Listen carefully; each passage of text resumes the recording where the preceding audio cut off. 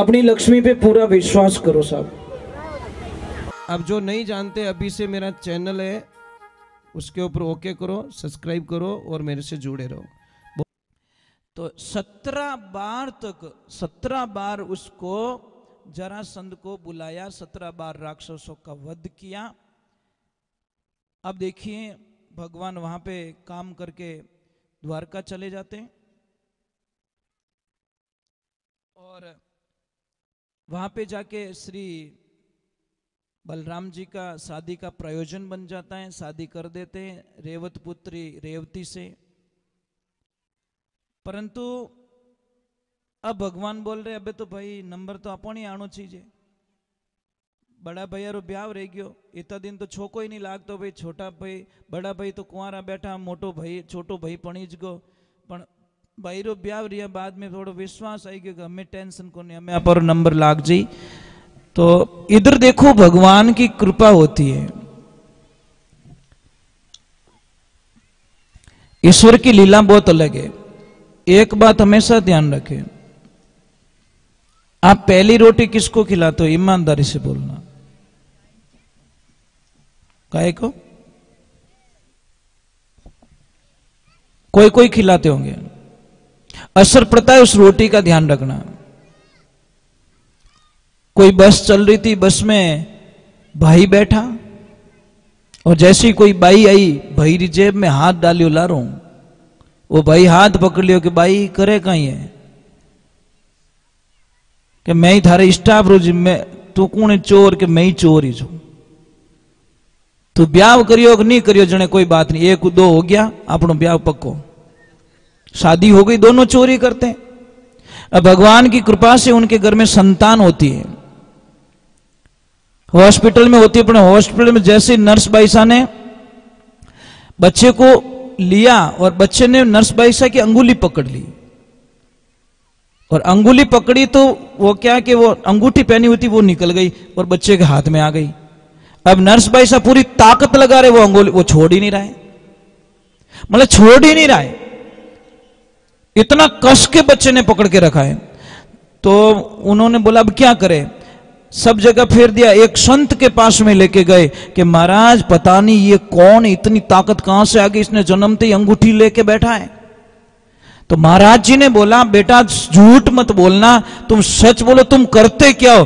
कि गुरुदेव हम चोरी करते हैं। तुम भी चोरी करते हो, दोनों पति पत्नी चोरी करते हो? कि हाँ। कि कोई बात नहीं, 1 सेकंड में तुम्हारी अंगूठी दिलवा देता हूं मैं, इसकी तरीका मैं जानता हूं, चोर का तरीका।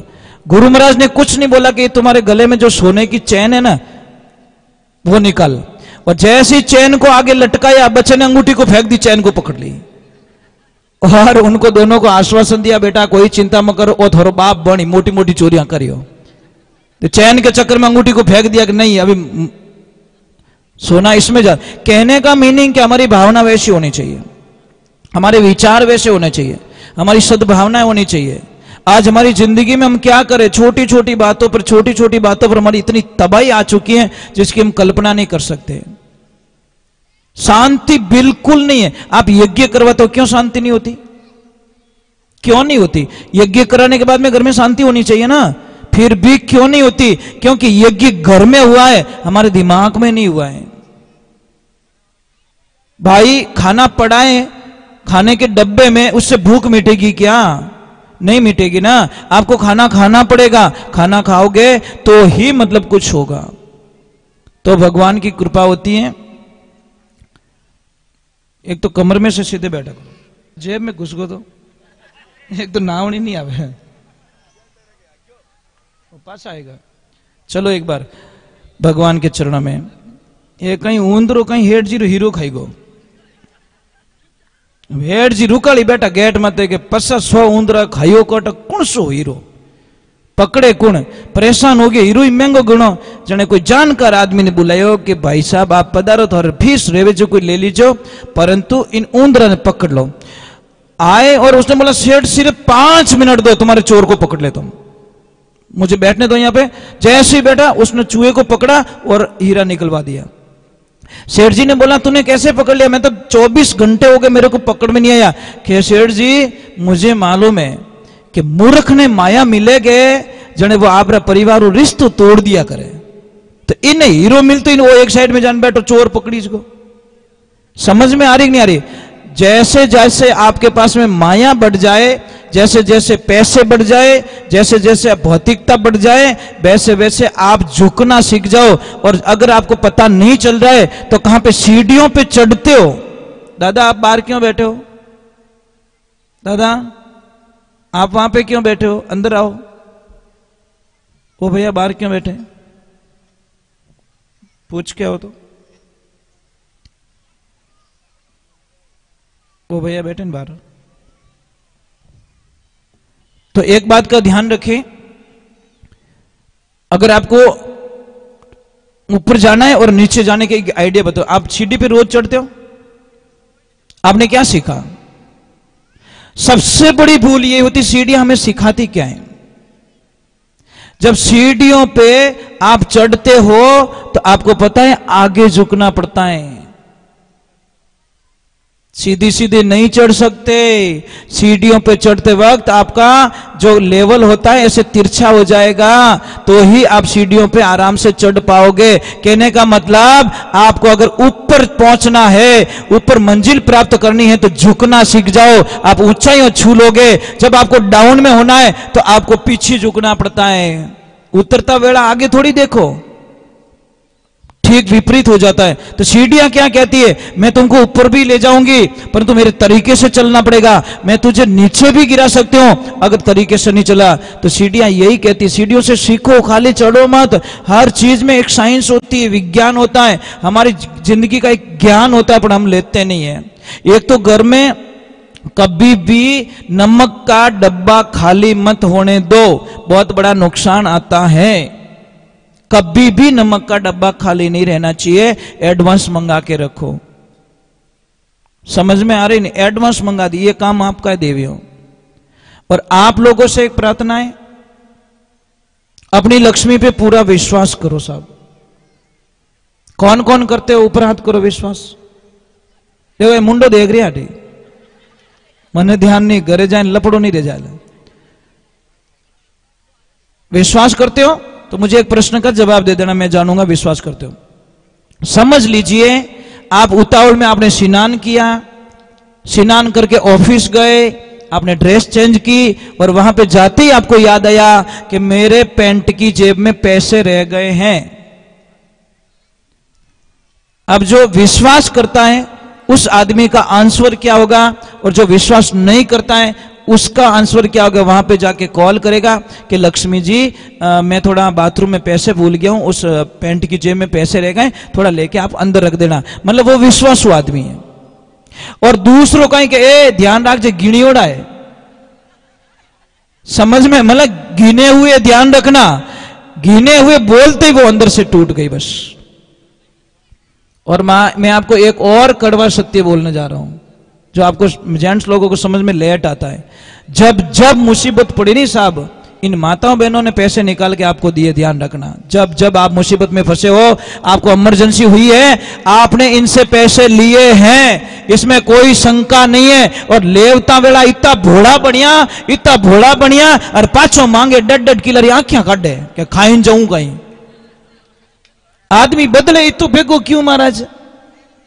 इतो भोड़ो बनन लेवे पैया, इतो भोड़ो बने आदमी बने कि नहीं बने? था सब हेल्प करियोड़ा साहब, मुझे पता है। क्योंकि एक लेडीज के पास में लास्ट चांस रहता है कि इनकने तो कटुन कटु पे निकल सके। साहब आप 100 रुपया देते हो ना, घर यूं चले, ए चलाई जाने घर। 100 रुपया देते हो ना, 80 रुपये की सब्जी लाएगी, 20 रुपया वापस घर पे लाके रखेगी, और अपन 100 रुपया दो 300 रो खातो मंडाई ना जाओ कि तू लिख दीजिए भले देऊं कदी हो तो ठाक हो नहीं। पर ये इनकी सिस्टम होता है कि ये घर को बर्बाद नहीं होने देती। इसलिए धर्म नीति तो यही कहती है कि आप जितने पैसे कमाओ, 100 रुपया 200 रुपया 500 रुपया शाम को लाके इनको दे दो, और जो चाहिए इनके हाथ से लेके जाओ। आपको धंधे में कभी कोई नुकसान आने वाला नहीं है, अगर समझ में आ जाए तो। नहीं आवे तो बस तो वाला हिसाब यही है। चलो एक बार थोड़ा राधे पैया दिया जो पास पर लीजो टाइम मत है। आज याद दिला दियो तो घर जान कह दीजिए भाई मार जची को मन पे पास दो मतलब 6 महीना हो गया 8 महीना हो गया मैं तो देव पासा। एक आदमी की प्रॉब्लम है महाराज, दूजा रेटे खर्चो कर दी घराड़ा खर्चो करावे तो कहीं कहीं एनर्जी अच्छा नहीं लगे महाराज। घर री थाली में बिल्ली रह के बिल्ली तो ही नहीं दिखे, पराई थाली में इल्ली रह के वही दिख जाए। समझ में आ रही नहीं, घर री थाली में बिल्ली बैठी पूरी वही नहीं दिखे, दूसरी थाली में इल्ली तो ही कहती और इल्ली बट बिल्ली बैठी वो ही नहीं दिखती महाराज। कहां तक समझाए लोगों को, क्या कहे। तो अभी हम भगवान के मेरे प्रभु के शादी की तरफ चल जाते, क्योंकि भगवान ने उतना उल्टा और आए हैं मौके पे। तो अभी शादी किसके साथ हो रही है? आपको पता है कि राधा जी का कहीं वर्णन नहीं आया गीता में, एक बार भी राधे का नाम नहीं लिया गया। पर हम भगवान से ज्यादा भी शायद, इसलिए भगवान ने बोला कि राधा ही मैं हूं, मैं ही राधा हूं, राधा है वो मैं हूं वो राधा है। इसलिए हम हर बात में कहते राधे राधे जय श्री कृष्णा। और एक बात और बस समझा दूं आपको, मौके पे आई गई तो बात बता ही देता हूं। दुनिया में सारे नाम स्त्री के पीछे लगते, ध्यान रखना। समझ में आ रही नहीं? आप देख लो, आपका नाम भी स्त्री के पीछे, आगे नहीं है। पहले आपका नाम लिखा जाएगा फिर दूसरों का नाम लिखा जाएगा। इसका मतलब कौन है? आप नहीं हो तो दुनिया अधूरी है। आप शिव लिखो, शिव मात्रा हटा दो। समझ में आया कुछ? वो मात्रा कौन है? आद्य भवानी शक्ति, वो मात्रा बन के बैठी है, शिव बन गए। अब एक नाम दुनिया में ऐसा है जो स्त्री के पहले लगता है, सिर्फ एक नाम पूरे ब्रह्मांड में। कौन सा नाम? सिर्फ शिव जी का नाम आगे लगता है, शिव शक्ति। शक्ति शिव नहीं लगता है, सिर्फ एक नाम ही इस ब्रह्मांड में आगे लगता है। दूसरे सारे राधे श्याम सीता राम, ये सारे नाम पीछे लगते हैं। तो हम चलते हैं भगवान की शादी की तरफ, क्योंकि यहाँ पे हम हमारे को संदेश क्या देना चाहते हैं भगवान कि आप शादी नहीं कर रहे हो, इसका मतलब आप सृष्टि के नियमों का उल्लंघन कर रहे हो, आप विपरीत जा रहे हो। एक शादीशुदा व्यक्ति कितने लोगों का भला करता है, कितने लोगों का कल्याण करता है, कितने लोग जुड़े उसे, जीव जंतु सगा गिनायत मेहमान नगरी वगैरह वगैरह पेड़ पौधे। मुझे एक बात बताओ, आपको एक काम दूंगा वो करोगे? पहले ऊपर हाथ करो, कौन कौन नहीं करेंगे? कोई बात नहीं, कोई बात नहीं, इनको यही तो है ना। अचानक माने एड प्रश्न पूछना चीजें, जिसके मन में पाप नहीं था हो गया ऊपर हाथ। आपको करना कुछ नहीं है, जिंदगी में कम से कम अपनी लाइफ का एक नोट बना दो, किताब, और लिख दो कि मैं मेरे जीवन काल में ज्यादा तो कुछ नहीं कर पाऊंगा, परंतु मैं 108 पौधे मैं जरूर लगाऊंगा अपने जीवन काल में। कहीं पे भी लगाओ, आश्रम में लगाओ, हॉस्पिटल में लगाओ, पंचायत में लगाओ, कहीं पे भी लगाओ, स्कूल में लगाओ, पर आपके जीवन में आप पौधे लगाइए। हम पर्यावरण को बचा सकते हैं। आज कितने पौधे काटे जा रहे हैं हमारे, कितना पर्यावरण का नुकसान हो रहा है।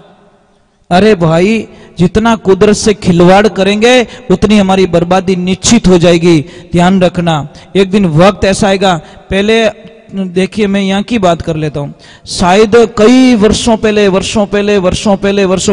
100-200 साल पहले यहाँ पे भयंकर जंगल होगा।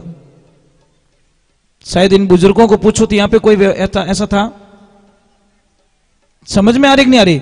आज नजदीक में पेड़ पौधे क्यों नहीं दिख रहे? कारण क्या है कि मनुष्य पेड़ पौधों का दुश्मन बन चुका है। और एक देखो कुदरत का खेल और देखना हो तो मैं दिखाता हूं। आप अपने खेतों में खाद देते हो, बीज देते हो, दवाई छाड़ते हो, तो भी इतना पनपता नहीं है। और एक पौधा ऐसा देखिए, जंगल का पौधा, वहां पे कोई नहीं दे रहा है। कोई खाद नहीं, कुछ भी नहीं है, पर वहां पे देखना आप कितना हो रहा है। राधे राधे। तो अभी देखिए भगवान के कुंडनपुर हैं, कुंडनपुर के महाराज हैं भीष्म, और भीष्म के 5 बेटे हैं, एक बेटी है रुक्मणी।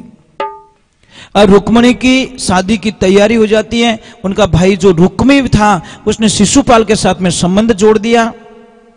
अब रुक्मणी चाहती है कि मैं उसके साथ में शादी मुझे करनी नहीं, मेरा तो पति ऑलरेडी अवतार ले चुका है और मैं तो उसकी अर्धांगिनी, लक्ष्मी ही रुक्मणी है।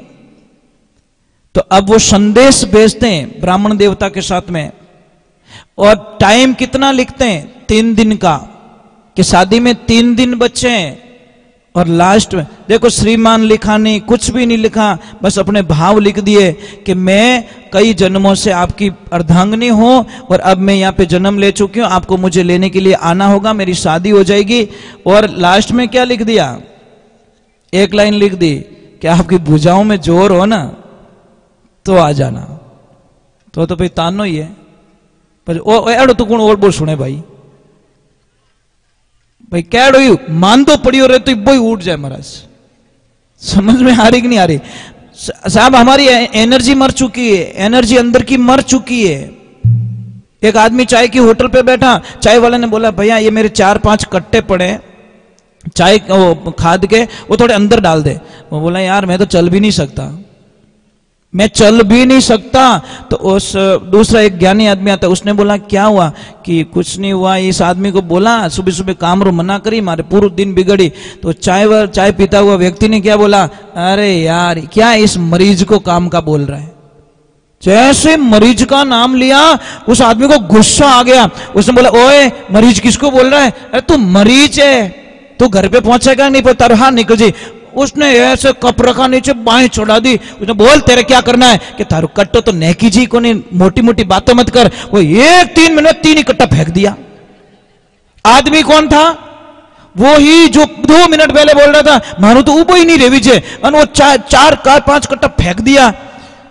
अब उसने चाय वाले ने बोला कोई मंत्र जाने तू? कि मंत्र नहीं, इसकी मरी हुई शक्ति को मैंने जागृत कर ली, मैंने जगाया। इसमें एनर्जी है, आपके अंदर भी एनर्जी है, ताकत है। आपने एक शायद किस्सा सुना होगा, एक लड़की को 4-5 लड़कों ने चलती ट्रेन से फेंक दिया था। पूरी रात वो लड़की वहां पड़ी रहती है, दोनों पैर टूट जाते हैं, हॉस्पिटल ले जाई जाती हैं। हॉस्पिटल ले जाने के बाद में उसके दोनों पैरों को काट लिया जाता है, क्योंकि यहां से टूट चुकी थी। जब वो सुबह उसको होश आता है तो दोनों पैर नहीं है। डॉक्टर साहब ने बोला कि सॉरी बेटा, क्षमा करना, हम तेरे पैरों को नहीं बचा पाए। उसने बोला कोई बात नहीं डॉक्टर साहब, आपने मेरे पैर कटे हैं, मेरा हौसला नहीं कटा है। मेरे पैर कटे हैं, मेरा हौसला नहीं टूटा है। मैं इन्हीं पैरों से हिमालय की एवरेस्ट चोटी पे जाके झंडा गाड़ के आऊंगी। सब लोग मजाक समझ रहे हैं, बोलते तू जाएगी टूटे हुए पैरों से, मैं जाऊंगी। और सत्य घटना है, कोई बनावटी बात नहीं। आप सर्च करना कौन वो लड़की थी, आप मोबाइल पे सर्च करके देखो, अपने यूट्यूब पे जाओ और उसका नाम सर्च करो कि कौन वो लड़की थी जिसके पैर काट दिए गए फिर भी वो हिमालय की चोटी पे चढ़ गए, तो आपको पूरा विवरण मिल जाएगा। तो महाराज वो डुप्लीकेट पैर लगा के वो वहां पे झंडा गाड़ के आ गई। हौसला होना चाहिए। अगर वो सोच लेती कि मैं जीवन में कुछ नहीं कर पाऊंगी तो वहीं पड़ी रहती, वो मर जाती। आप क्या नहीं कर सकते? आप सब कुछ कर सकते हो। करने का हौसला होना चाहिए। आप अपने आप को कमजोर क्यों मानते हो? पहले बात तो क्या एनर्जी नहीं है आप में? क्या पॉजिटिविटी नहीं है? तो भगवान को मतलब ताना दिया कि भुजाओं में ताकत हो तो आ जाना।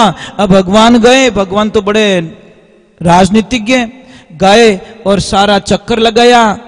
अब वहां पे एक चिट्ठी लिख दी, उसमें लिखा कि मैं सुबह के टाइम में शादी समारोह में जाने से पहले मैं माँ के मंदिर जाऊंगी। मेरी कुलदेवी है माँ पार्वती की, मैं पूजा करती हूँ। मैं कुलदेवी के मंदिर आऊंगी और मंदिर से आप मुझे वहां से लेके चले जाना। भगवान की लीला होती है, वो जाते हैं घूमते हैं और अब वो इंतजार कर, सारे राजाओं की जयकार की जा रही है परंतु तो कृष्ण की कोई जयकार नहीं कर रहा है। मन में चिंता हो गई, मंदिर पहुंच गई, वहां चिंता करने लगी और माँ को बोली हे माँ अब मैं क्या करूं? और जैसी आंखें खुली तो माँ की मूर्ति के अंदर कृष्ण दिखाई दिए। उसको विश्वास आ गया, अब मेरे पिया आ गए हैं, मेरे प्रभु आ गए। थोड़ी देर हुई तो वो बहुत सारे सैनिक थे ना, उन्होंने बोला तू आया कहां से? तो भगवान के पास एक मोहिनी विद्या थी, वो जैसे मुस्कुराते सामने वाला उसका हो जाता। उनको कोई बहाना चलाने की जरूरत नहीं थी, खाली मुस्कुराहट, और इतने बढ़िया हंसते थे सामने वाला दुश्मनी भी, अरे यार ये इन्हों का ही लड़ाई करे, इन्हों लड़ाई का ही करे। जैसे ही वो बोले कौन है, और इतने मुस्कुराए, उसकी मुस्कुराहट में ही वो सारे देखते रह गए। और जैसे रुक्मिणी जी आते हैं उनको लेके चले जाते हैं, उनको पता ही नहीं है। फिर बोले, दूसरे बोले अरे रुक्मिणी जी कटे है, तो वे के मंदिर में। अरे मारा भाई मंदिर में कोनी, वो हसन आलो आयो के उड़ा दी लग गया। अब तो महाराज रुक्मी तो बड़ा दुश्मन था भगवान का, उसने सौगंध खाई कि अगर मैं हार गया तो मैं इस नगरी में वापस कभी नहीं आऊंगा, मतलब इस राज में कभी नहीं आऊंगा। वहां से वो निकल जाता है, बहुत भयंकर लड़ाई होती है, फिर पकड़ लिया जाता है रुक्मी को, रथ के पहिए के बांध देते, बलराम जी उसको छुड़वा देते कि इतना अन्याय मत करो। रुक्मिणी जी बोलते मेरा भाई आखिर में, तो फिर उसने अलग नगर बसाया और फिर सबको राजी, क्योंकि 4 भाई राजी थे, पापा राजी थे, सारे परिवार। अपन वो रुक्मिणी था ना, वो बड़ा दुश्मन था भगवान का, क्योंकि वो शिशुपाल के और उसके जमती बहुत थी। फिर बाद में आपको पता है कि शिशुपाल कौन था। शिशुपाल को एक वरदान था कि जन्मते ही उसकी 3 आंखें थी। कितनी? पर सारों की गोद में उसको घुमाया गया और उसको बोल दिया कि जिसके गोद में जाते ही ये तीसरी आंख गायब हो जाएगी, वो ही इसकी मौत का कारण बनेगा। और जैसे कृष्ण की गोद में जाता है वो तीसरी आंख गायब हो जाती है। उसी दिन से उनकी मां ने वचन मांग लिया, कृष्ण इसको मारना मत। तो उन्होंने वचन दिया कि इसका 100 गुना माप, 100 गलतियां करेगा तब तक मैं इसको नहीं मारूंगा और 100 तक काउंट करता रहूंगा, और जैसी 101 हो जाएगी ये मेरे हाथों मारा जाएगा। और भरी सभा में जब उनका राज तिलक हो रहा था, ऊंचे आसन पे भगवान को बैठाया गया, तब शिशुपाल आता है, भगवान का बहुत अपमान करता है। भगवान रोक देते सबको, बोलने दो काउंट होता जा रहा है, बोलने दो काउंट होता जा रहा है। जैसे काउंट हुआ और शिशुपाल को खत्म कर दिया गया। तो एक बात का ध्यान रखिए, मैं आपको वंदन करता हूं कि सबसे पहले हमारे स्वभाव को बदलना पड़ेगा। अगर आप स्वभाव को चेंज नहीं करना जानते हो तो आपकी जिंदगी में सुख तो कभी आ नहीं सकता, क्योंकि स्वभाव क्या कहता है, मैं कोई ना कोई काम बिगाड़ दूंगा, एन मौके पे कोई काम बिगाड़ दूंगा।